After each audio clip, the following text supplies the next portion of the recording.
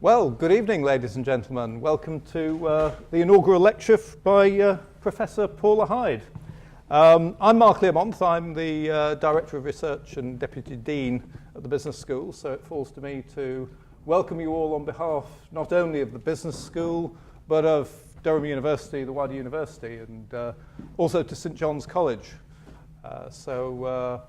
I just want to say a few words about Paula, just a few. I've known Paula for quite a long time. I think we met at, was it a OB in Healthcare conference? I would think some years ago, yes. And so we go back quite a long way, similar sort of interests and things. She's a qualified occupational therapist. That's where you started your professional life. And you're mainly known, I suppose, for psychoanalytical and other sort of broadly critical approaches to organisational research. And we're going to hear about some of those tonight, mistreatment and organisational failures, particularly in healthcare. Lived experiences and all that kind of stuff comes to mind with your work. So we're going to hear about that. And before coming to Durham, you were at Manchester for possibly longer than you'd like to admit, but you were there. But we're delighted to welcome you to Durham as a professor. You've been here since, when was it? August. August, so doesn't time fly? And just this afternoon we had a launch event for the special interest group in organising care. A number of colleagues were there this afternoon and looking around the room. So lots of things are happening in Paula's professional life. So I think at this time I'd better shut up and let her get on with her talk. So Paula, welcome to Durham.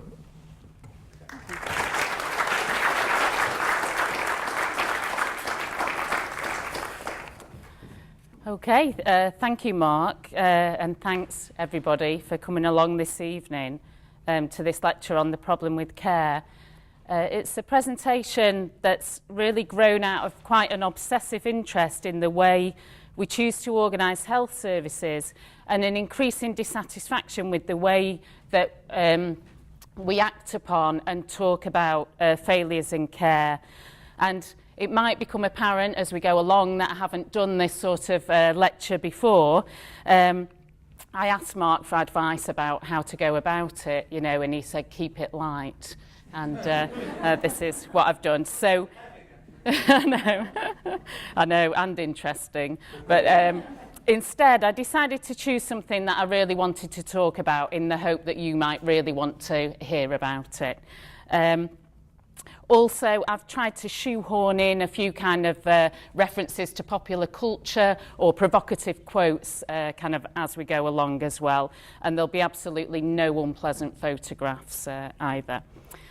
So I've had a long-standing interest in the realities of care work that really date back to my days as an occupational therapist. I worked in a large asylum in Parkside, Macclesfield, and it was very much like the asylum described by Irving Goffman back in the 80s and early 90s. As the large asylums were closed, the thought was that those institutional abuses would stop because they were caused by that kind of dehumanisation that goes along with institutional living, and that once care is provided to local communities instead of out in the wilderness, then the idea went that things would be a lot better. But we know already that isn't true, and that care scandals, what we might term institutional abuses, happen all too frequently still. Recently, they've included Winterbourne View, which is pictured here, and provided care to people with learning difficulties. And then there was the Deanery on the Panorama programme.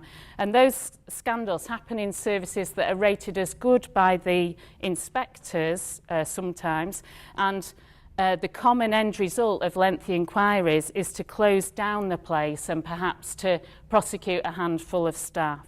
So I suggest that since the 80s then, the public interest has shifted away from a concern with institutional failings, and we can see how healthcare organisations have tended to mirror other corporations, albeit a few years behind, in kind of breaking down the large monoliths and becoming more post-industrial, fragmented, virtual forms.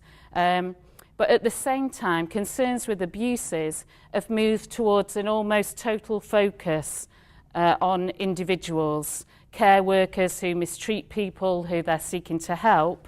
And the end result is that we tend to lose sight of the part that organisations play in creating problems with care. And we lose sight also of the army of philanthropic workers who protect patients and residents from further harm. So before I explain about that, I need to make lots of acknowledgements really, just to say, to all my co-researchers, co-authors and colleagues, that most of what I'm saying tonight is the result of working with many people who are here in this room. And second, to note the many and varied organisations who funded a decade of research. And of course, thanks to friends and family too. Okay, so I hope everyone's name's on there. That should be. So institutional or organised abuse then, it's a relatively unexplored phenomenon, although abuse of institutional residents it's been a long recognised problem. It's been theorised in various ways by Goffman, as I mentioned, by Philip Zimbardo and Slavoj Žižek. And what those theorists have done is to draw our attention to the structural elements of organised abuse. So I use the term organised abuse to mean aggression, coercion or neglect of people who the organisation is supposed to protect. It's collective in nature, there's typically more than one victim and more than one offender, and it might also be the case that those abuses serve the goals of the organisation, whether or not they're sanctioned by the organisation. So rather than thinking of those abusive acts as organisational misbehaviour or resistance, after Stephen Ackroyd or Paul Thompson, my suggestion is that well-meaning and committed organisational members might harm others while, in Stanley Milgram's words, they're simply doing their job. It echoes Hannah Arendt, who used remarkably similar words in describing the banality of Eichmann's description of the bureaucratic requirements of his job. So Philip Zimbardo then, having had to stop his prisoner experiment within days of starting, he had to stop it because the behaviour of the experimental student guards deteriorated so rapidly, has since given evidence at Abu Ghraib trials and the trials of other soldiers.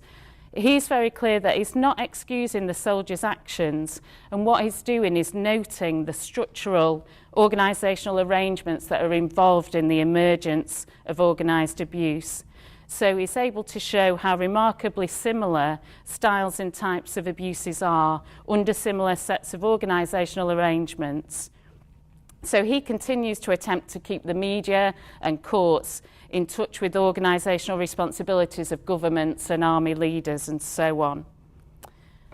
So the social structuring of organised abuse was indicated in health service organisations by Ivan Illich. His research in his book The Limits to Medicine emphasised the unintended consequences of healthcare, and he showed sometimes the level of medically inflicted damage and some of the inability of medicine to effect cures, and he presented detailed evidence of the extent of iatrogenic illnesses. And he went beyond an assertion that medical practice causes diseases to illustrate how diseases were also invented and then people compelled to accept the treatments. And thus he argued the medical profession come to sustain themselves. So his work concerned what have been called the impossible professions, education, medicine and the law, and what he termed the disabling professions. Those professions are impossible in the sense that they don't have a great hope of achieving the goals. And he went beyond that idea, though, to argue that not only are they fundamentally flawed institutions, but to assert that sometimes they make worse the problems that they're seeking to address, creating perhaps a spiral of increasing demand as ill health or ignorance or lawlessness increase in direct relation to institutional efforts at change. So, to paraphrase, he argued that the problem lies in the fact that each institution is seeking to address something that's personally achieved. And in his book, Disabling Professions, he called the 20th century the age of disabling professions, an age when people have problems and experts have solutions, and scientists measure things like abilities and needs. Whether or not we agree with his propositions, there's no doubt that he drew attention to the absence of debate about whether those rapidly expanding institutions are succeeding. And he concluded, a bit pessimistically, that its countermeasures were futile. He saw his own critique kind of absorbed into medicine, appropriated by medicine and assimilated in further support. But rather than losing faith in hospitals or schools, our dependency upon them remains. And in a sense, we're blind to some of the limits of medicine. So psychoanalysis might help us here, I would say that, wouldn't I? But it acknowledges individual tendencies for self-deception that originate in a desire to repress unacceptable feelings like anxiety or unacceptable realities, perhaps like the fact of death. So this is me keeping it light.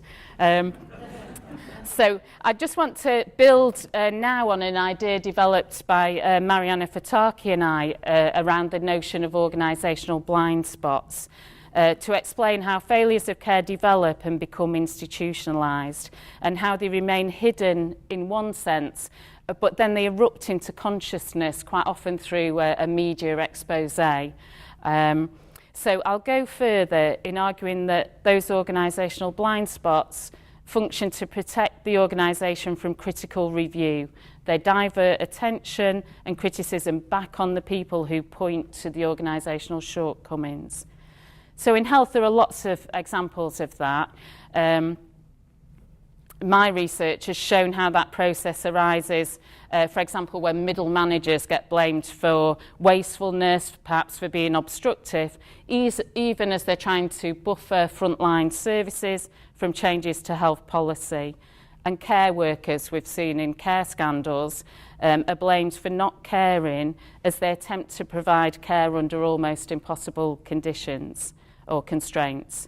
So I'm going to use those two examples throughout the rest of the presentation because it draws on my past research to illustrate how institutional blindness to organised abuse develops and how it's sustained.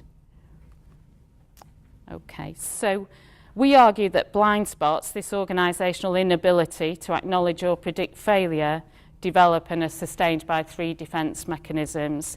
That's splitting, idealisation and blame. And the interaction between those defences sustains a lack of awareness of organisational difficulties, and they're further fuelled by the social function that hospitals play in providing a sense of security.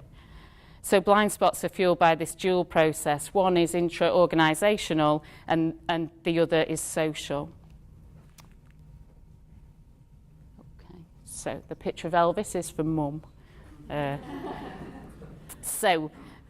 Idealisation isn't problematic in itself. Holding ideals, ideal forms or ideology can provide a kind of directional indicator for action, a means of framing organisational patterns of belief or organising patterns of belief. So what's been termed the ego ideal provides us with a source against which we can critically assess ourselves. Problems arise, though, if we mistake ourselves for the ideal form. Mania, grandiosity, unrealistic assessments of our power, abilities, standing, etc. So when one mistakes a self or an organisation for an ideal form, then problems arise. So Howie Schwartz outlined the notion of the organisational ideal to explain how people who are committed to an organisation, the people who managers say might see as the good guys, can commit terrible acts even as they're trying to protect the organisation from perceived threats. So he used a fictionalised account of workers in a nuclear power plant who wanted to save a contract for the company and falsified the data so that the contract would sustain.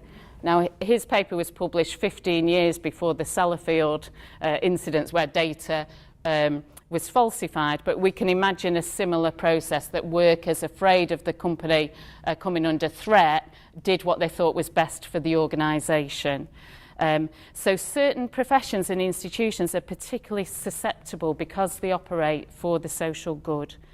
So if we think about hospitals then, when idealisation takes hold, we can think that hospitals, if only they're organised correctly, might be able to eradicate suffering or dying. An ideal form, if you like, of a fully functioning hospital. And that affords us some comfort because it frees us from worry and strife, because if or when our health fails, we'll have a hospital there to provide a cure. And that susceptibility to idealisation also fuels an inability to tackle organised abuse. So in a perverse way, the kind of non-ideal form of a hospital comes to be blamed for mortality. It mustn't be functioning properly. So that's the first process, this societal potential for idealisation. And then we're back to ideal forms again. So once idealised, that ideal form's quite difficult to give up. It offers comfort. Giving up the ideal and facing the facts that there are limits to what can be done involves a kind of depressive reconnection with reality, which is not surprisingly resisted. So I'm going to argue that the effect of that is that we lose sight of reality and grow unrealistic about anyone's ability to care.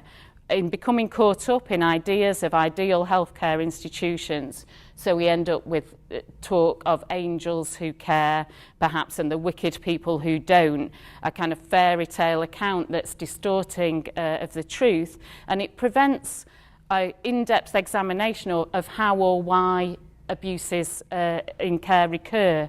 And more than that, though, it prevents a critical discussion about how healthcare might be organised generally or differently. So I want to juxtapose the effects of that idealisation with the potential for reconnecting with reality so that we can begin again to talk realistically about how we might find better ways of organising care. So the second process fueling organisational blind spots had idealisation. This is splitting, and that derives from social defences against anxiety.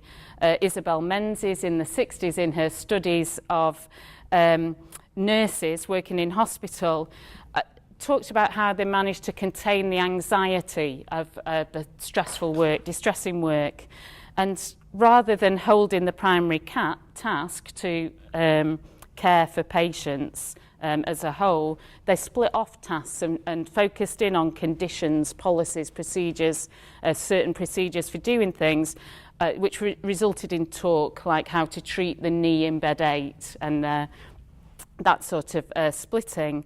And then she showed how those sorts of things translated into absurd practices. So she described the most common example is of people being woken up to be given a sleeping pill, but the procedures followed, so that's okay. And we all know, having been on the receiving end of that type of splitting where someone's following, focusing on the job task or the procedure, how absolutely maddening that can be. The dehumanising and difficult feelings that are associated with being on the receiving end of a job's worth. Someone who can't or won't help even when they clearly should or would, but won't because of rules or regulations. A kind of computer says no experience. And this is for the young people, you see. I'm connecting with popular culture.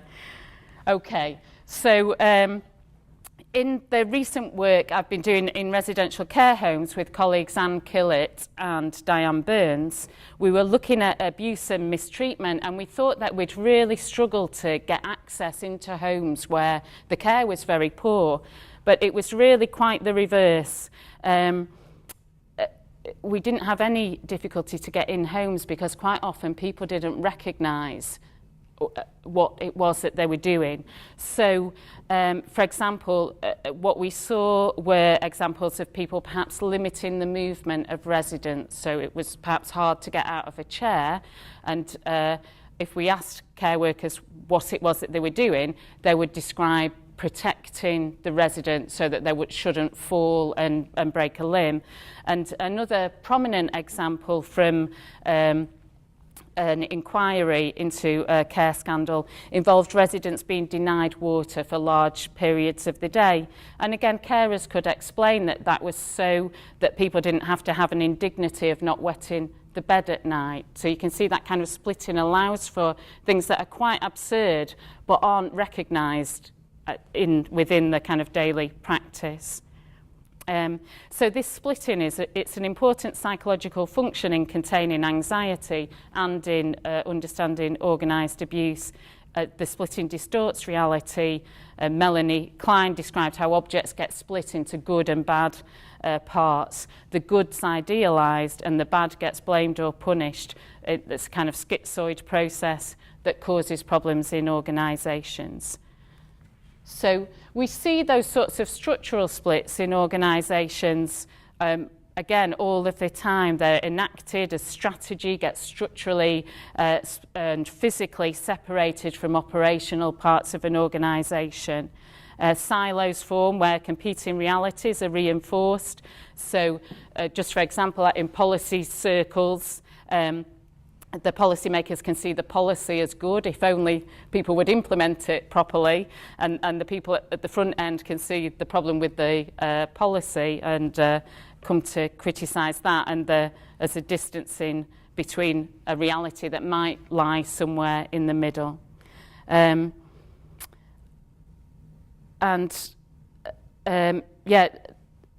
Pointing out problems, if, say, workers at the front line start to point out problems, can identify health workers as being problematic, as being recalcitrant and difficult, perhaps as being workers who need to be excluded because of their disruptive tendencies in continuing to say what's wrong.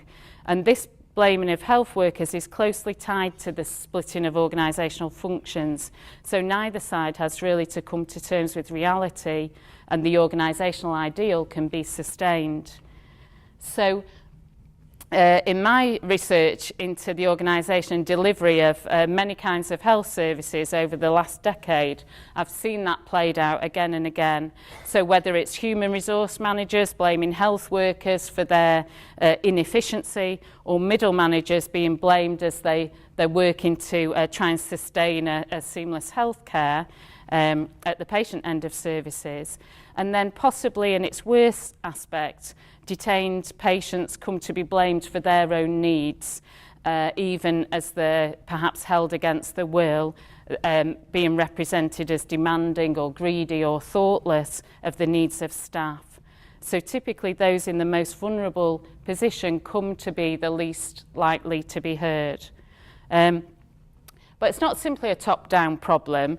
For example, in the NHS with the commissioning of IT, the National Programme for IT, their doctors were systematically excluded from the contracting process, not least because they were perceived as a potential sort of criticism. So they were only allowed back in once the contracts were signed and an impossible set of contracts had been put in place. The doctors could see clearly how those contracts wouldn't work.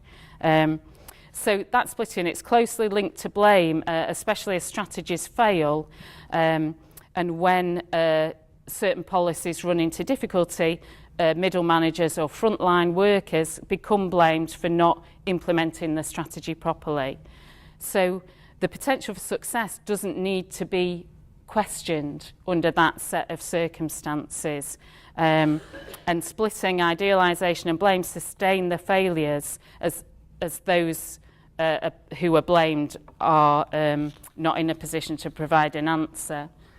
Another example of that is the Challenger disaster and the technicians who clearly understood the problem with the O-rings and kept raising the problem, and the more they raised the problem, the more they were seen as being a difficult set of employees, and were systematically excluded. So ultimately they could only communicate via PowerPoint slides, and each time the shuttle took off, that was taken as evidence of there being difficult workers, and only when it exploded were their concerns heard.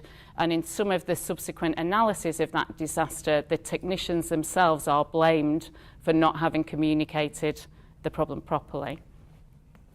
Okay, so back to popular culture. So just as idealisation offers us comfort and freedom from worry and strife, then also blame comforts us too.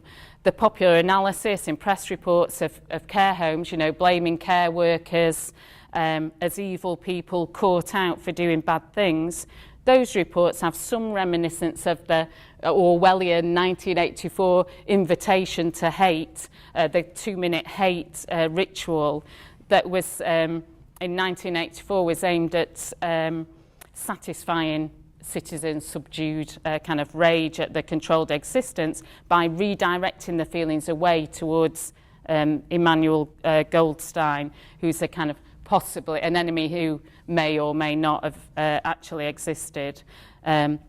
So I'm not suggesting that the reports of care workers abusing residents in care homes is brainwashing, but the point is that that blame satisfies us, perhaps in a similar way, and moreover, it precludes further questioning of how and why healthcare is organised in the way that it is. So that's the first part of the picture, what we might call this kind of social psychology of healthcare organisation, suggesting perhaps that we as a society sustain health organisations with blind spots, organisations with limited ability to assess their own performance. And more than that, though, that perhaps people in the best position to offer critical appraisal come to be blamed for the problems themselves. So towards reintegration then, well, psychoanalysis contends that reintegrating the problem, recognising the problem, offers a step towards reintegration. And in my ethnographic research on middle managers with colleagues at Manchester, John Hassard, Leo McCann and Ed Granter, there we saw how middle managers acted like glue in the system. At the same time as in the press they were vilified for being bureaucratic, obstructive, unhelpful, we saw people working very long hours in all sorts of health services, ambulance service, acute hospital, community trusts and acute trust. There were many middle managers working all hours trying to ensure a continuity of services. Answering the demands of senior managers and frontline staff, doing things like making beds to make sure a ward opens on time and going well beyond working hours to deliver a service as best they could. But again, don't want to suggest middle managers as ideal types, but it has to be fair to suggest that they're not all bad.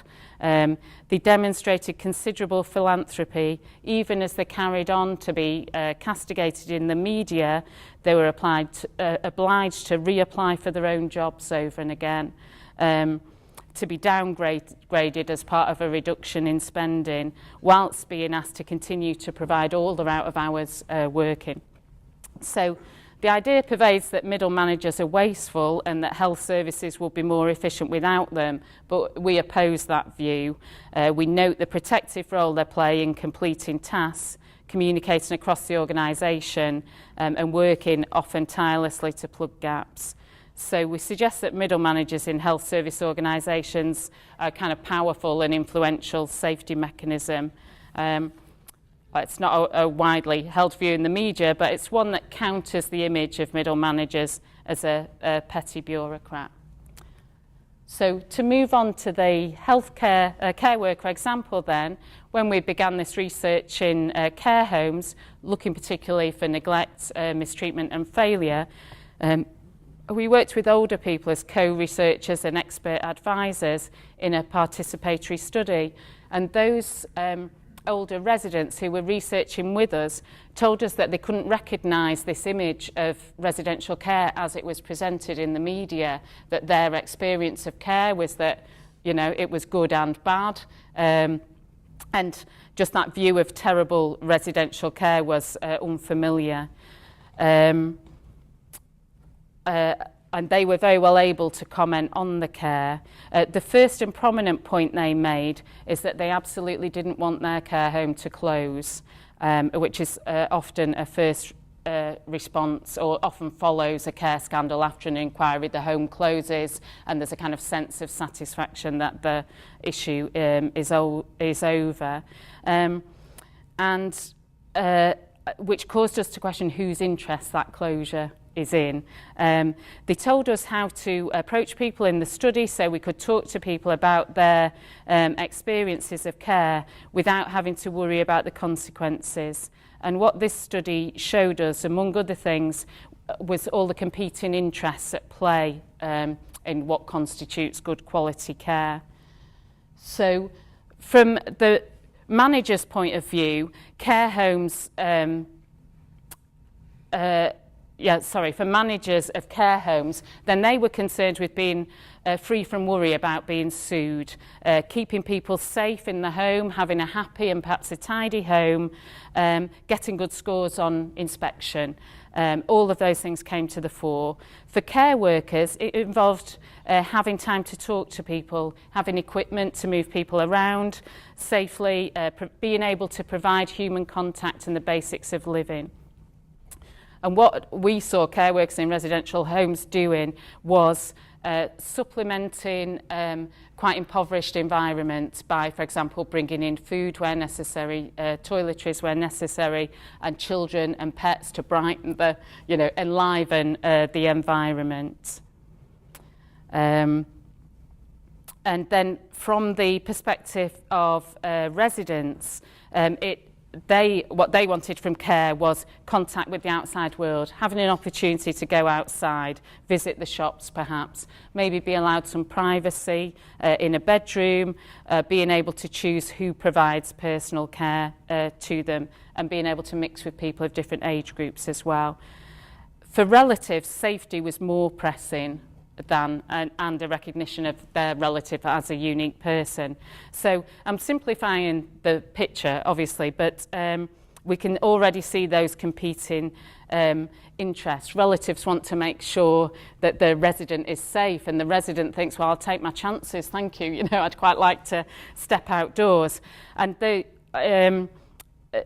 the fact is that those competing forces don't carry equal weight, so we didn't see many people going outside too often. But we did see these kind of phenomenally creative acts of care workers to ensure a kind of humane and living environment. My favourite example is of a care worker who had sausages prescribed by a doctor where the food was short. So it's like medically advocated, they had to get the sausages. So those sorts of things. We saw care workers doing amazing things, really, and the light in this area of study is that residential care perhaps isn't as bad as we might think it is. In fact, it's probably much more nuanced than that. So one of the problems with care then is that when we make mistake hospitals for their ideal, we don't only overemphasise the bad when things go wrong, but we lose sight of the good as well. Many small acts of kindness provided by tens of thousands of workers. So we do need to understand how and why those abuses function, and I'd suggest that blaming healthcare workers has precluded a deeper understanding of organised abuse. So we undertook a review of investigation reports over several decades and in several countries, and found this kind of recurring set of organisational factors that were associated with these collapses in care. And they commonly included things like geographical isolation, by which it's not being off on the hill, it's about not having visitors, so people don't come in and people don't go out. Having little money spent on care, so it may be quite expensive care, but the pay for care might get diverted into rents perhaps, with little left for care. Not having trained managers, which involved perhaps difficulty keeping someone in post, a care worker who has perhaps been coerced to be called manager but is in no way equipped to occupy the role. Or in nursing homes, the one nurse is called the manager and then has to do the managerial functions rather than nursing functions within the home. And then high staff turnover, agency staff, perhaps high levels of agency staff, or staff who are poorly qualified to deal with a particular set of residents. Also often preceded by changes in the types of residents. More often perhaps people arriving who had higher level of needs, maybe moving towards providing more dementia care, but not increasing the staffing levels nor the kind of qualifications of staff who are provided either. And then staff finding themselves quite literally not having the time to provide the care. If you have 45 residents and perhaps 4 staff on a shift, and then think about how long it might take to dress and feed, get somebody up and washed and dressed in a caring and a reasonable pace, or how long it might take to help somebody eat at a meal time, then sometimes the sums just don't work. And then the other point, which might sound obvious, but the threat of closure, quite often the threat of closure can hang over a service for a long time. And in that time, staff leave and all the other factors tend to intensify as well. Okay, so by focusing on the ways this organisation of care contributes to care quality, we can start to see how care might at least be organised a little differently. And in accommodating a view of how organisations play a part in creating poor environments, it's still necessary to think why some workers perhaps go on to abuse clients but others don't. And we still don't know a great deal about the conditions that generate or perpetuate institutionalised abusive practices. So here, go back in time to the Milgram experiment, which I know is familiar to most of you, but there's 2 or 3 aspects of this experiment that tend to go undiscussed. And just to summarise briefly, so the Milgram experiment is where teachers administered electric shocks to learners in increasing forms, and the learner wasn't actually receiving the shock, but the teacher didn't know that. And the surprise was Milgram set it up in quite a kind of official way, because he thought he'd really have to persuade people to go along with it. But actually people went along surprisingly readily, and he started to downgrade the experiment and recreate it in more shabby surroundings, but still with quite stark results. But the thing I wanted to draw attention to is that what happened at the end when the teachers were asked about what they were doing is that they started to blame the learners almost instantly. So to say, if they wouldn't have got so many questions wrong, then I wouldn't have had to carry on. And I think that's something that doesn't get noted too much, but blaming people for bringing the problems upon themselves isn't an uncommon form of discussion, so it's maybe worth paying some attention to. Another point is that kind of escalation. Once an abuse has been committed, a kind of escalation. So there's an episode in the Kite Runner where the 2 friends, Amir and Hassan has kind of protected Amir from an attack, and then as the attackers come to take the revenge, Amir stands back and the attack takes place, and he's extremely guilty for that. And each day that he sees Hassan pricks his conscience, and ultimately he frames Hassan for a crime which caused him to have to be taken out of sight. And it's that piling of worse treatment upon a previous failing, I think, is something that Milgram noted, but something that's perhaps a little difficult to bear. Once a harm's been committed, it might be more rather than less likely to be repeated. And perhaps to escalate if people are in view or in close contact.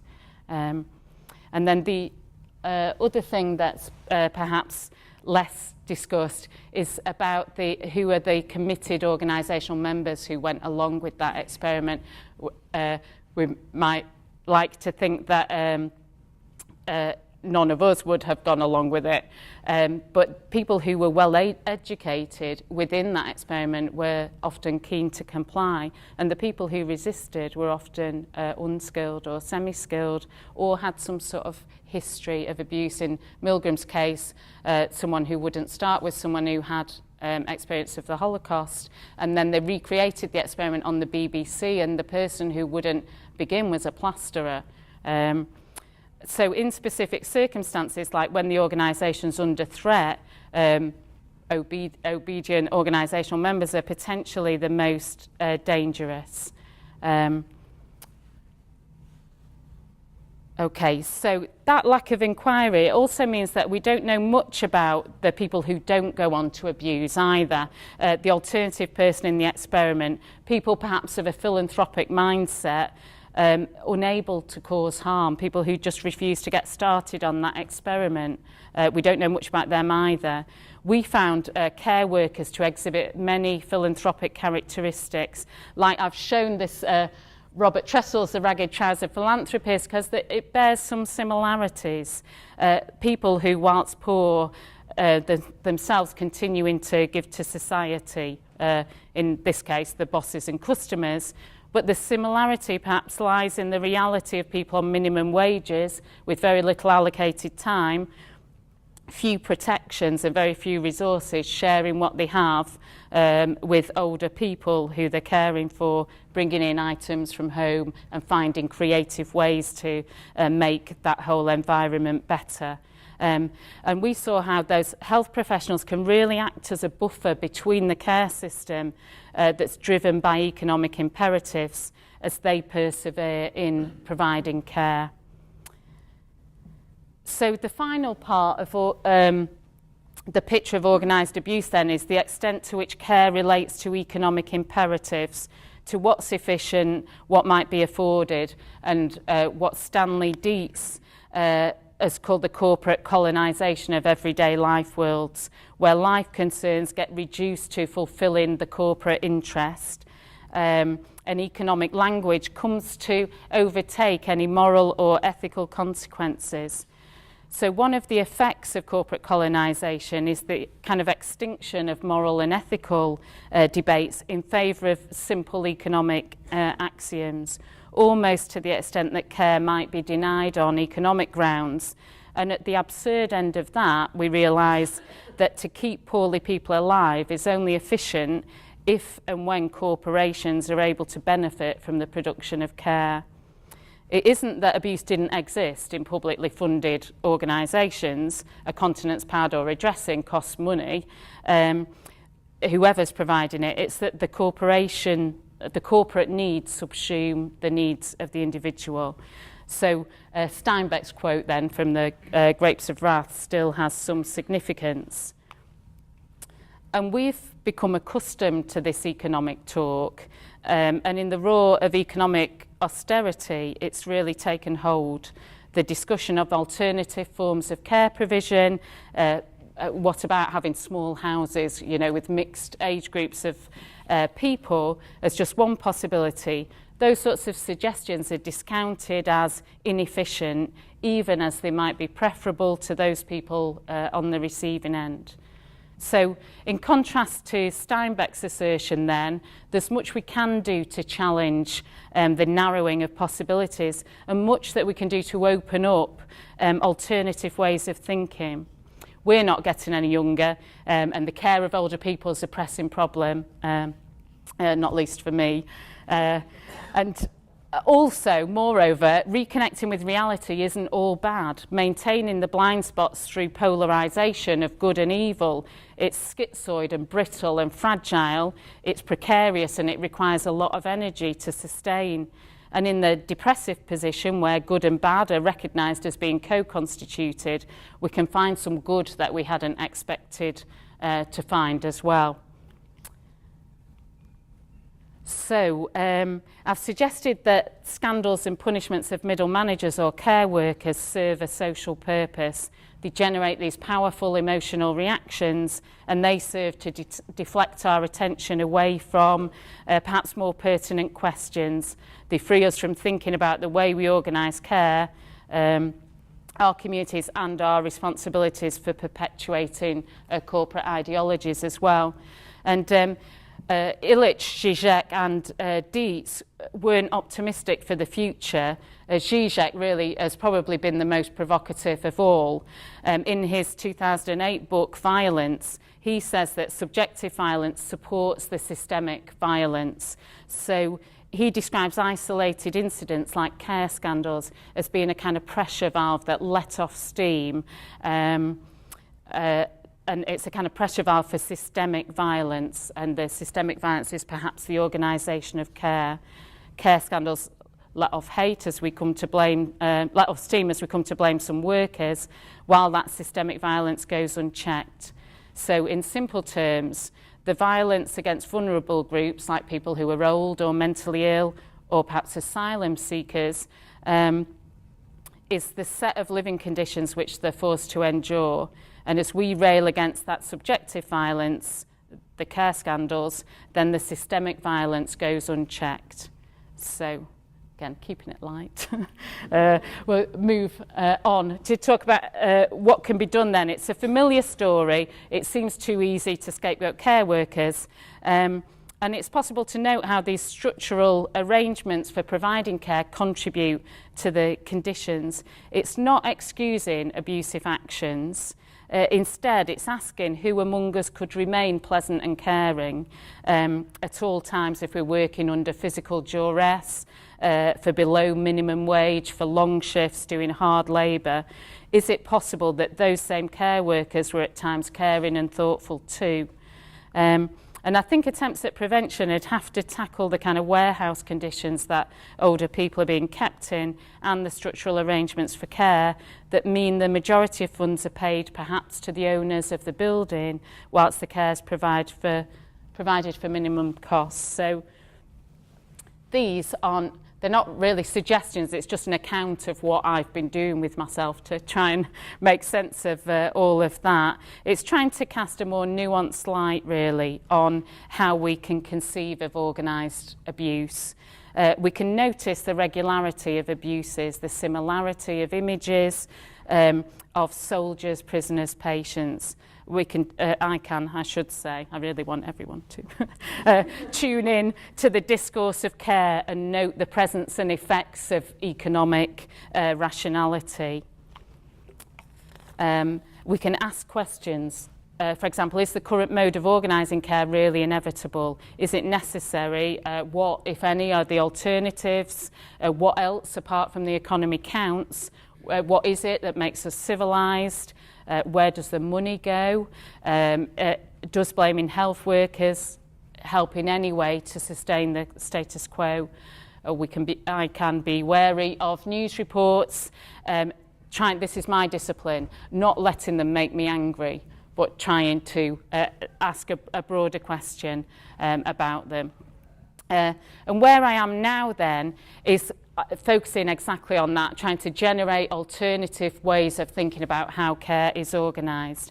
I've been doing some work with Carol Williams in Manchester on the foundational economy and this idea of trying to keep spend within a local authority such that you can kind of train up workers who come to work within that local community. And then finally, for those of us who are in privileged positions as well, we've got an opportunity to speak up and speak out as well, to ask those questions. And all, like my family who are here, know not to say anything about economics and care.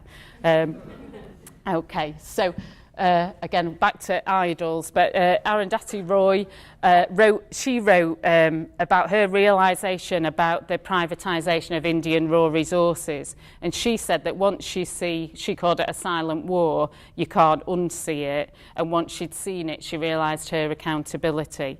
So in this sense, the silent war that I'm describing is this violence of corporate colonisation of care and the effects of blind spots on the organisation of care. So, to conclude then, care workers are the people upon whom society depends for essential, basic services, yet they're paid wages they can barely live on. And in spite of that, they continue to attempt to provide care such as they can to people who depend on them. And the effects on care quality are only mitigated by the willingness of those workers to buffer residents through their own human kindness.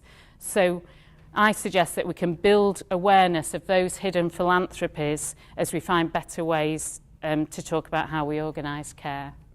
Thank you.